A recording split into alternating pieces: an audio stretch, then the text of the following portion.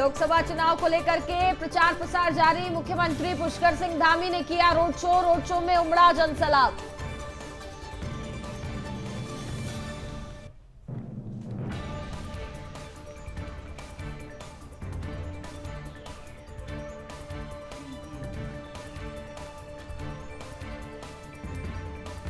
CM Dhami ने हुगली में BJP प्रत्याशी के समर्थन में किया रोड शो। बोले, मोदी जी तीसरी बार उनको पीएम बनाने हम जा रहे हैं।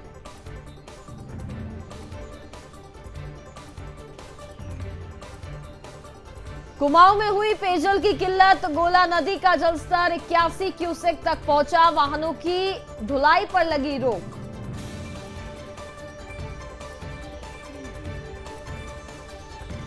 मसूरी भट्टा गांव में महिलाओं ने शराब की दुकान के खिलाफ किया विरोध प्रदर्शन। 2 दिनों में शराब की दुकान बंद करने की मांग।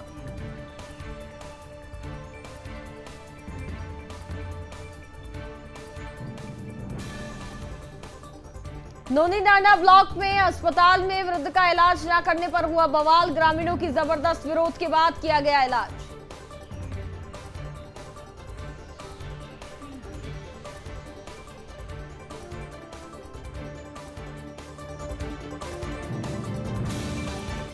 आप देख रहे हैं सुदर्शन न्यूज। नमस्कार, आप देख रहे हैं सुदर्शन न्यूज। मैं हूं आपके साथ शिखा राणा। उत्तराखंड विशेष में आपका बहुत बहुत स्वागत है। मेरे साथ मेरी सहयोगी। नमस्कार, मैं हूं आपके साथ कनिका अरोड़ा। और चलिए बुलेटिन की शुरुआत करेंगे इस वक्त की बड़ी खबर के साथ। मुख्यमंत्री पुष्कर सिंह धामी ने पश्चिम बंगाल में संसदीय क्षेत्र हुगली से बीजेपी प्रत्याशी लॉकेट चटर्जी के नामांकन कार्यक्रम में प्रतिभाग किया। इससे पहले उन्होंने रोड शो में भी प्रतिभाग किया, जहां बड़ी संख्या में जनता की भारी भीड़ उमड़ी। मुख्यमंत्री ने कहा कि मोदी जी तीसरी बार देश के प्रधानमंत्री बनने जा रहे हैं और बीजेपी 400 पार के नारे को साकार करने जा रही है। मुख्यमंत्री धामी ने आज चिंसुरा स्टेशन रोड से भी घड़ी मोड़ तक आयोजित नामांकन रैली में प्रतिभाग किया। इस दौरान मुख्यमंत्री ने हुगली क्षेत्र की जनता से बीजेपी प्रत्याशी लॉकेट चटर्जी के पक्ष में अधिक से अधिक मतदान कर प्रधानमंत्री नरेंद्र मोदी को तीसरी बार देश का प्रधानमंत्री बनाकर देश को विकसित राष्ट्रीय बनाने के संकल्प को पूरा करने की बात कही। मुख्यमंत्री ने कहा कि विपक्षी देश में भ्रम का माहौल पैदा कर रहे हैं कि अगर मोदी फिर से प्रधानमंत्री बने तो देश का संविधान बदल दिया जाएगा, आरक्षण खत्म कर दिया जाएगा। हकीकत तो यह है कि मोदी आरक्षण के सबसे बड़े पैरोकार हैं।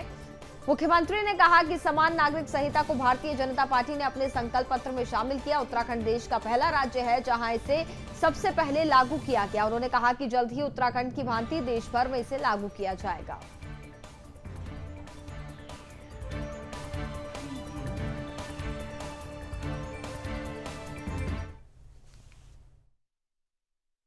पश्चिम बंगाल के हुगली लोकसभा क्षेत्र में आज लॉकेट चटर्जी का आज इनका नामांकन था।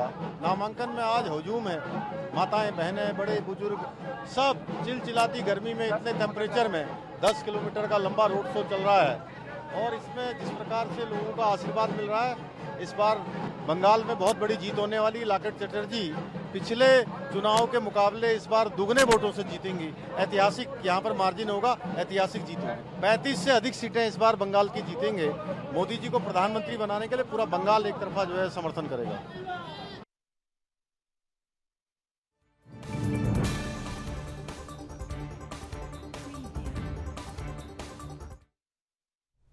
कुमाऊं में एक तरफ जंगलों में आग का कहर जारी है तो वहीं दूसरी तरफ पेयजल संकट भी गहराने लगा है। हल्द्वानी में गोला नदी का जलस्तर 81 क्यूसेक तक चला गया है। भीषण गर्मी के चलते पेयजल संकट लगातार बढ़ रहा है। भीषण गर्मी और पेयजल संकट को देखते हुए पानी के नए कनेक्शन और सर्विस सेंटर में वाहनों की धुलाई पर तत्काल प्रभाव से रोक लगा दी गई है। डीएम नैनीताल के निर्देश पर सिटी मजिस्ट्रेट ने कार्रवाई करते हुए 42 सर्विस सेंटर को नोटिस जारी किया है और जबकि 2 के कनेक्शन काट दिए गए हैं। पेयजल किल्लत और समाधान पर कुमाऊं कमिश्नर दीपक रावत ने कहा कि फिलहाल टैंकरों से पेयजल की आपूर्ति की जा रही है। यदि जरूरत पड़ी तो टैंकरों को भी किराए पर लिया जा सकता है और इसके अलावा शहर में जिन लोगों के पास प्राइवेट बोरिंग है वह भी पानी की सप्लाई आम जनता को उपलब्ध कराना सुनिश्चित करेंगे। और इसके अलावा पहाड़ों में अवैध बोरिंग पर तत्काल प्रभाव से रोक लगाकर उचित कार्रवाई की जाएगी।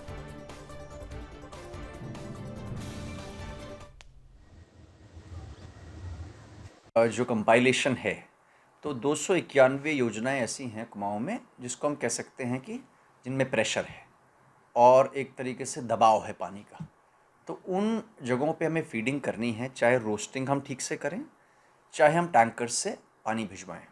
तो इसमें टैंकर्स दोनों तरह के हैं, डिपार्टमेंट के अपने भी टैंकर्स हैं और बाकी आप लोगों ने किराए पे लिए हुए हैं, और अन्य अगर आवश्यकता पड़ती है उस पर किराए पे लेने के लिए भी आप लोग के पास पावर्स हैं और उसके तहत यहाँ पे कार्य योजना बनाई जा रही है। एक दूसरा निर्देश जो मैंने दिया है डिपार्टमेंट को वो ये है कि जिनके पास प्राइवेट बोरिंग्स हैं वो अनिवार्य रूप से अपना पानी उनको वैसे भी शेयर करना होता है, पब्लिक से शेयर करेंगे। जहाँ पे नहीं है वहाँ सेपरेट लाइन पब्लिक के लिए वो लोग डालेंगे। कुछ ऐसी भी शिकायतें आ रही हैं मुझे पहाड़ी इलाकों से जहाँ पे कोई प्राइवेट बिल्डर हों या रिसोर्ट वाले हों या कोई और आदमी हो जो जहाँ पे स्रोत है या धारा है उसके ऊपर के हिस्से में सीधे मोटर लगा दे रहे हैं और पानी खींच दे रहे हैं। परसों बल्दिया खान से शिकायत मुझे आई थी, इनके विरुद्ध भी कार्रवाई की जाए और इनको रोका जाए। तीसरा, ऐसी बोरिंग जिनकी कहीं से कोई अनुमति नहीं है, शुद्ध रूप से अवैध हैं, उनके ऊपर भी कार्रवाई की जाए और उनको काटा जाए।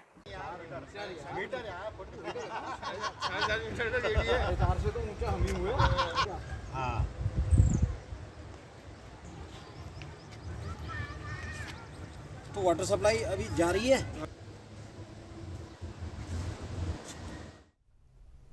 मसूरी भट्टा गांव में शराब की दुकान खोले जाने का ग्रामीण महिलाओं ने जोरदार तरीके से विरोध किया है। मसूरी भट्टा गांव की महिला भट्टा फाल के मुख्य द्वार के पास खुली शराब की दुकानें वहां पर पहुंची और शराब की दुकानों के स्वामी और सरकार के खिलाफ जमकर नारेबाजी की और जल्द ही शराब की दुकान को बंद करने की मांग की है। उन्होंने कहा कि अगर शराब की दुकान 2 दिनों के अंदर बंद नहीं होती है तो वह दुकान में तोड़फोड़ के साथ ही दुकान को बंद करेंगे और साथ ही सड़क पर चक्का जाम लगाकर सरकार के खिलाफ अपना विरोध प्रदर्शन करेंगे। उन्होंने कहा कि भट्टा गांव की सभी महिलाएं मुख्यमंत्री आवास भी कूचकर मुख्यमंत्री का घेराव करेंगे। उन्होंने क्षेत्रीय विधायक, कैबिनेट मंत्री गणेश जोशी और ग्राम प्रधान कौशल्या रावत पर भी ग्रामीणों की अनदेखी करने का आरोप लगाया।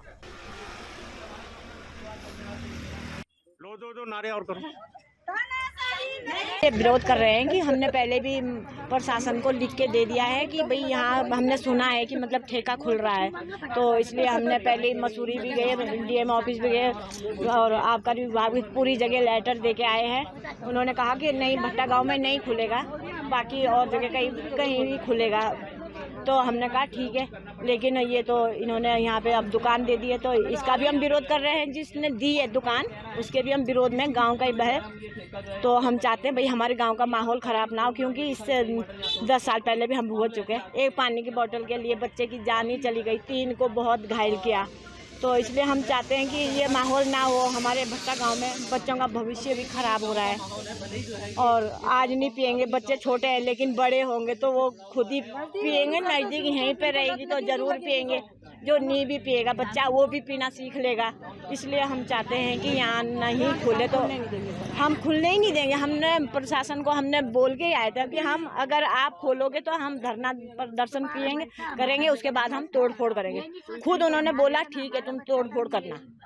तो हाँ बिल्कुल सरकार द्वारा सहयोग दी जा रही है सर, क्योंकि हमारा लेटर पहले पहुंच गया था डीएम साहब के पास भी और आबकारी अधिकारी के पास भी। तो उन्होंने हमें आश्वासन दिया था कि हम वहाँ पे दुकान नहीं खोलेंगे, कहीं और जगह खोलेंगे दुकान। उसके बावजूद भी उन्होंने यहाँ पे दुकान खोली। तो हम इसका पुरजोर विरोध करते हैं सर, क्योंकि यहाँ पे 47 साल पहले भी आबकारी हटाई गई थी ग्रामीण द्वारा धरना प्रदर्शन देके। तो हम इसको तो हम यहाँ से हटाएंगे सर अपने उसमें। क्षेत्रीय विधायक हो गए आपके, तो क्या क्षेत्रीय विधायक भी तो ध्यान नहीं दे रहे? नहीं दे रहे सर, उनको भी हमने लेटर दिया था। तो अभी उनके लेटर उनके संज्ञान में है कि नहीं है हमें पता नहीं है, लेकिन उनको भी हम संज्ञान में लाएंगे सर विधायक जी को, और जो हमसे बन पड़ेगा हम करेंगे इसके लिए। तो हमें सबसे बड़ा दुख तो ये है सर कि हमारे गांव का होके उन्होंने शराब की दुकान के लिए यहाँ पे जगह दी है, दुकान खोली है। इसमें हमें बहुत ज़्यादा दुख है कि अपने गांव के होके तुमने इतना गलत काम किया, और पता होते हुए सर कि मतलब सब महिलाएं विरोध कर रही हैं और उनके घर से भी उनकी महिला आई थी, उन्होंने साइन भी किए कि, और उन्हें पता होते हुए कि भाई विरोध कर रही है, पूरा गाँव विरोध कर रहा, उसके बावजूद भी उन्होंने यहाँ पे शराब की ये तो बड़ी दुख की बात है सर हमारे लिए, बहुत ही दुख की बात है। नहीं खुलने नहीं देंगे सर हम। धरना प्रदर्शन, चक्का जाम, जो हमसे वो बनेगा और वो सारी प्रशासन की जिम्मेदारी होगी सर। हम लो दो नारे और करो।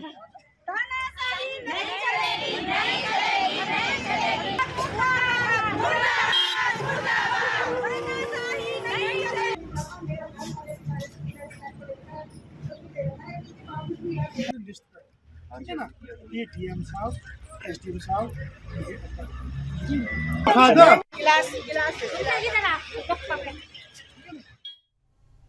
चलिए खबरों में बढ़ेंगे आगे। तो ग्रामीण क्षेत्र नैनी डांडा ब्लॉक मुख्यालय के अस्पताल में चोटग्रस्त एक वृद्ध का इलाज ना कर पाने के कारण चिकित्सालय में जमकर बवाल हुआ। और ये आपको बता दें कि ग्रामीणों का आरोप है कि वृद्ध को जब नैनी डांडा अस्पताल ले जाया गया तो वहां के चिकित्सक द्वारा उनका उपचार करने से स्पष्ट मना कर दिया गया, इनकार कर दिया गया, जिसका वीडियो भी सोशल मीडिया पर काफी ज्यादा वायरल हुआ। तो वहीं वायरल वीडियो पर प्रतिक्रिया व्यक्त करते हुए मुख्य चिकित्सा अधिकारी डॉक्टर प्रवीण कुमार ने स्वीकार किया कि हमारा पहला दायित्व मरीज की जान की सुरक्षा करना है, उसके बाद पुलिस कार्रवाई की प्रक्रिया की जाती है।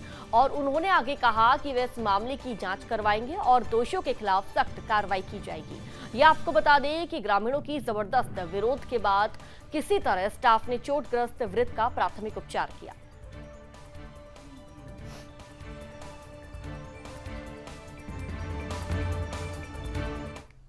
काफी दर्द हो रहा है, इनको ये कह रहे हैं काफी दर्द हो रहा है मेरे सर में। मेरे संज्ञान में नहीं था, अभी आपने आज ये बात कही है तो मैं इसको देख करके जो भी नियमानुसार कार्रवाई होगी तो वहाँ के एमओआईसी का भी पक्ष जानते हुए और इसमें जो भी कार्रवाई है जिसकी भी गलती होगी उस पर कार्रवाई की जाएगी। लेकिन नियमित रूप से हमारे इस तरह से भी इसका पर्यवेक्षण किया जाता है, दवाइयों की कहीं कोई कमी नहीं है, स्टाफ भी अब लगभग पूरा है, लेकिन फिर भी यदि किसी लेवल पे कोई कमी हमारे संज्ञान में आती है तो उस पर कार्रवाई भी कराई जाती है। देखिए, हम लोगों को तो कार्रवाई से ज्यादा मरीज की जान बचाने की फिक्र रहती है और मानवता का भी तकाजा ये है। अगर कोई भी घायल आता है तो हमारी तरफ से स्पष्ट निर्देश है कि पहले आप उसका इलाज करें और पुलिस को सूचना हम लोग अपने आप दे देते हैं, उससे कार्रवाई की जाएगी। हॉस्पिटल में हूं और हॉस्पिटल में देखिए किस तरह से बर्ताव हो रहा है। यहाँ के इनको चोट लगी है और चोट के बाद और यहाँ पे देखिए इमरजेंसी में हम लोग आए, दरवाजा बंद कर दिया मैडम ने। ये इस तरह से दुर्भाग्य क्षेत्र के लिए है ना, अरे इमरजेंसी है और यहाँ पे दरवाजा रुको रुको रुको रुको ऐसा मत करो रहने दो। इमरजेंसी में हम लोग पहुंचे हैं और इमरजेंसी में जब हमने यहाँ पे बुजुर्ग को दिखाया तो उनका ये कहना है कि पहले आप पुलिस केस करो, लेकिन जो नियम बोलता है कि यहाँ पे पहले वो मेमो जारी करेंगे पुलिस के लिए, अगर खुदा ना खास्ता इनको कुछ हो जाता है, घटना हो जाती है तो उसके बाद इसके जिम्मेवार कौन होगा? क्या ये हॉस्पिटल होगा? के लोग वो भी पहुंचे हुए हैं, तो बात करते हैं अभी क्या रिजल्ट निकल के आता है। काफी दर्द हो रहा है, इनको ये कह रहे हैं काफी दर्द हो रहा है मेरे सर में, है ना। उन्होंने कहा नहीं बहरा, आप देखो खून सूख सा गया है और ये कम से कम यहाँ से पैदल यहाँ से कम 1 घंटे का रास्ता है इनके मल्ली कांडी से और यहाँ हॉस्पिटल तक।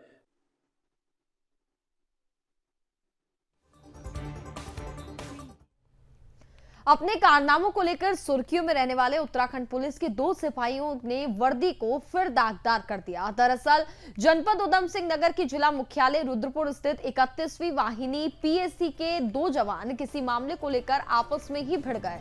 जानकारी के अनुसार पीएससी के सिपाही दीपक कुमार और अजमेर सिंह के बीच किसी मामले को लेकर के विवाद हो गया। इस दौरान दोनों के बीच जमकर हाथापाई हुई और इस दौरान दीपक कुमार ने अजमेर सिंह के सर पर ईंट मारकर गंभीर रूप से घायल कर दिया। कुछ अन्य सिपाहियों ने दोनों के बीच हो रही लड़ाई का बमुश्किल बीच बचाव किया। तो वहीं मामले के बाद घायल सिपाही अजमेर सिंह रुद्रपुर के जिला अस्पताल में भर्ती कराए गए। तो वहीं दूसरे सिपाही दीपक कुमार पर आईपीसी की धारा 307 में मुकदमा दर्ज कर उन्हें गिरफ्तार कर दिया गया।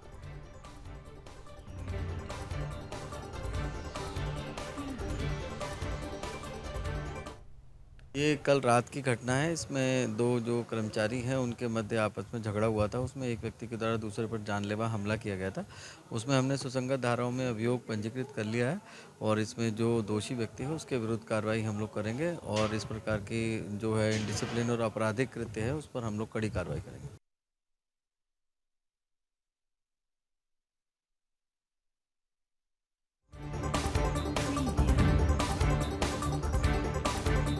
देखिए चलिए उत्तराखंड के रुद्रपुर से जानकारी सामने आ रही है, जहां पीएसी के 2 जवान आपस में भिड़ जाते हैं और इस दौरान एक पुलिसकर्मी गंभीर रूप से घायल हो जाता है। एक पुलिसकर्मी गिरफ्तार। ये आपको बता दें कि दोनों पुलिसकर्मियों के बीच किसी मामले को लेकर विवाद हुआ और विवाद इतना बढ़ गया कि विवाद हाथापाई में पहुंच गया।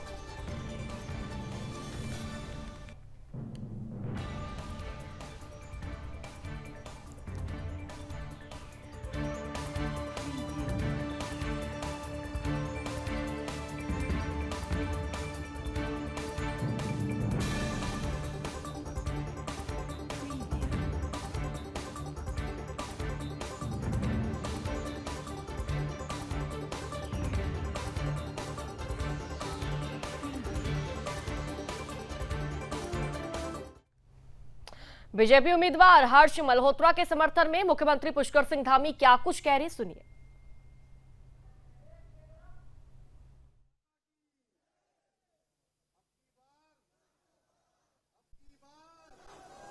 फिर एक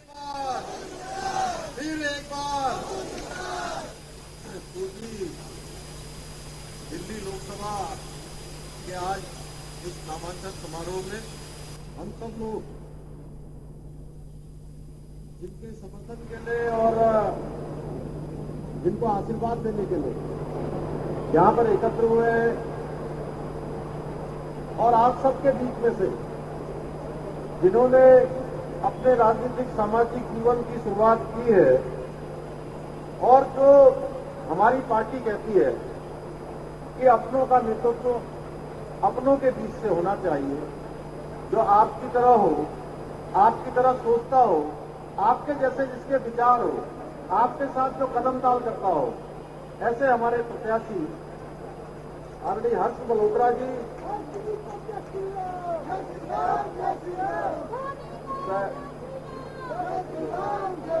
राष्ट्रीय मंत्री और सह प्रभारी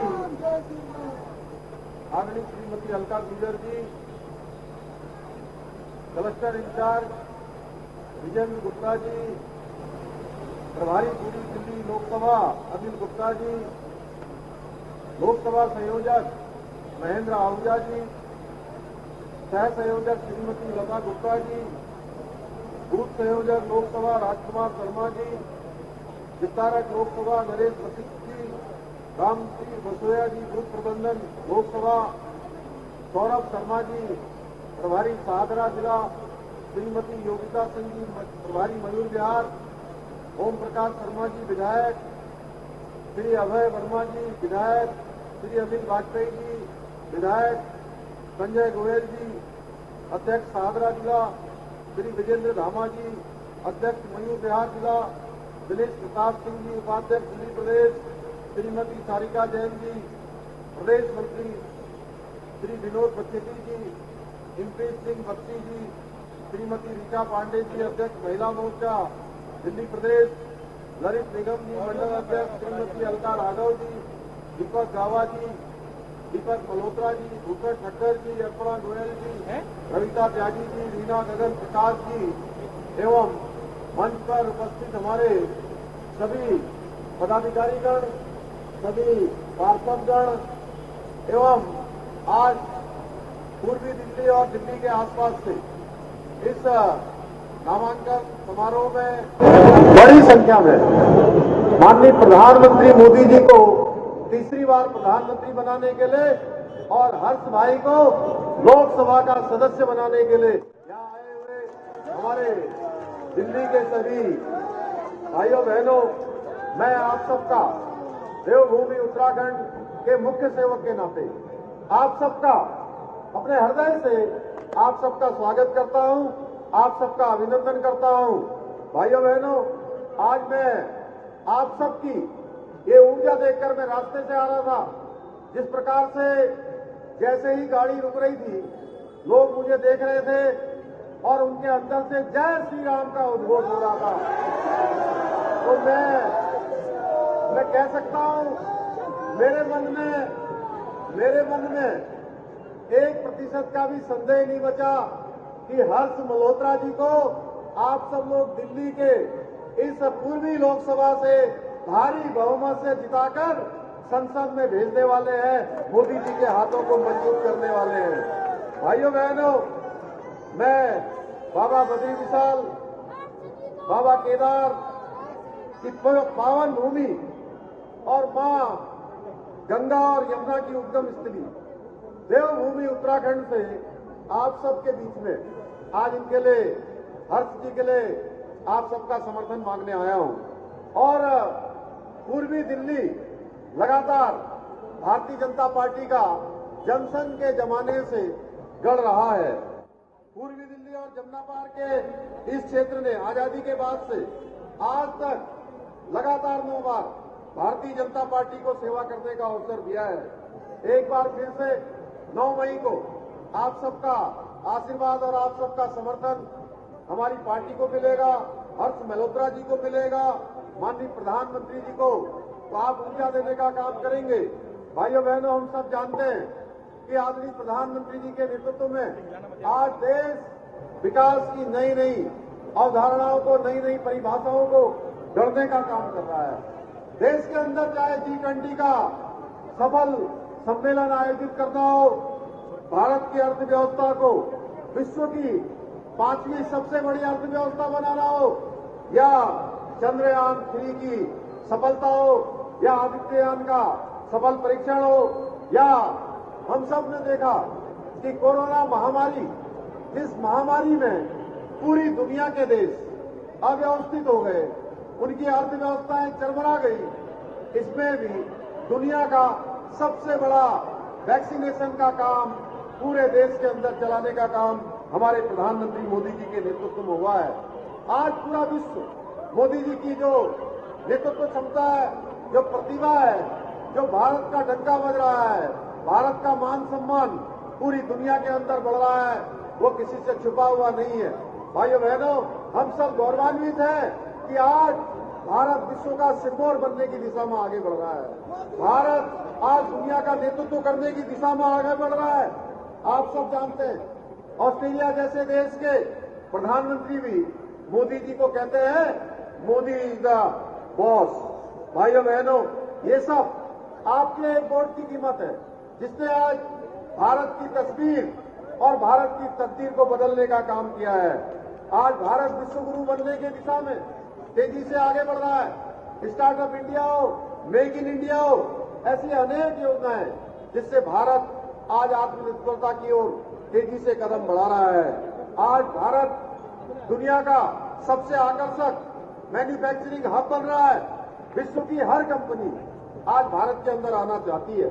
आज भारत में IIT, IIM, एम्स जैसे विश्व स्तर के अनेक संस्थान, विश्वविद्यालय द्रुत गति से आज तेजी से निर्माण की ओर बढ़ रहे हैं। वंदे भारत एक्सप्रेस जिस तेजी से आगे बढ़ रही है, आपने देखा स्वदेशी ट्रेन, जिसको आज दुनिया के लोग भी लोहा मान रहे हैं, ऐसी नई टेक्नोलॉजी भारत ने आज प्रधानमंत्री जी के नेतृत्व में डेवलप की है। भारत में आज विश्व के उत्कृष्ट इंफ्रास्ट्रक्चर का निर्माण हो रहा है, चाहे रिंग रोड हो, एलिवेटेड रोड हो, बड़े बड़े हाईवे हो, मेट्रो रेल हो, मोनो रेल हो, अंडर वाटर मेट्रो जैसी परियोजनाएं आज भारत की पहचान बन रही है। भाइयों बहनों, आज मोदी जी समर्पित भाव से, मोदी जी और मोदी जी के पूरे सभी कार्यकर्ता, हमारे देश के, मेरे जैसे कार्यकर्ता, हर्ष मल्होत्रा जी के जैसे कार्यकर्ता, आप जैसे कार्यकर्ता समर्पित भाव से भारत को आगे बढ़ाने में अपना योगदान दे रहे हैं। वहीं दूसरी ओर आपने देखा होगा, जो पार्टियां हमारे सामने आज वो किस प्रकार का उनका चरित्र और उनका जो विजन उनका सामने रख रहे हैं, वो किस प्रकार से दिखाई दे रहा है। एक तरफ मैं आप सबके सामने कहना चाहता हूं कि देवभूमि उत्तराखंड, जिसको देश की आजादी के बाद पहला राज्य होने का गौरव प्राप्त हो गया, जहां समान नागरिक संहिता एक विधेयक बन गया है। भाइयों बहनों, और ये हमारी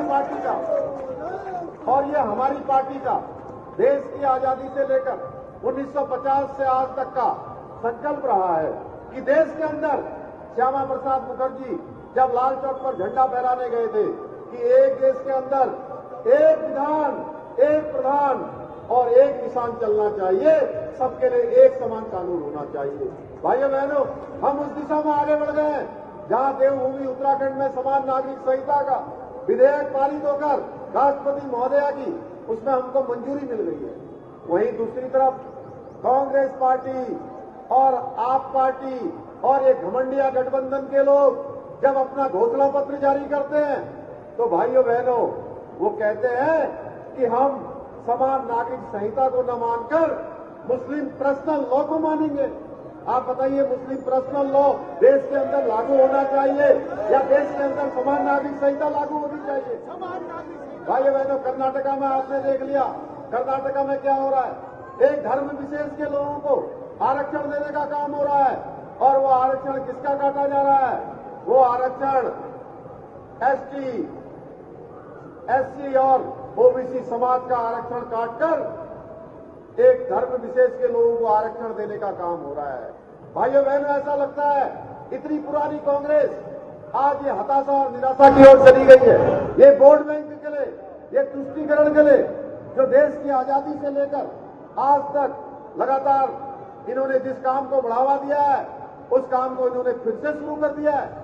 आज वोट बैंक की खातिर ये कहते हैं कि हम मुस्लिम पर्सनल लॉ जैसी बातों को मानेंगे। एक तरफ देश आज आगे निकल गया है, सबका साथ, सबका विकास, सबका विश्वास और सबके प्रयास पर मोदी जी लगातार इस मंत्र पर देश काम कर रहा है। भाइयों बहनों, जब कांग्रेस पार्टी का घोषणा पत्र आता है तो ऐसा लगता है कि ये कांग्रेस पार्टी का घोषणा पत्र नहीं है, ये मुस्लिम लीग का घोषणा पत्र है। भाइयों बहनों, भारतीय जनता पार्टी आज प्रधानमंत्री मोदी जी के नेतृत्व में, मैं आप सबके बीच में कहना चाहता हूं, किसी भी कीमत पर देश के अंदर पहले तो इनकी सरकार ही नहीं आने वाली है। ये जो गठबंधन बना रहे हैं, ये गठबंधन कोई सरकार बनाने का गठबंधन नहीं है। भाइयों बहनों, ये जानते हैं आप किस बात का गठबंधन है? ये अपने अपने अस्तित्व को बचाने का गठबंधन है, ये अपने अपने परिवारों को बचाने का गठबंधन है। ये भ्रष्टाचार। और इसी के साथ फिलहाल इस बुलेटिन में बस इतना ही। आप देखते रहिए सुदर्शन न्यूज। जय हिंद।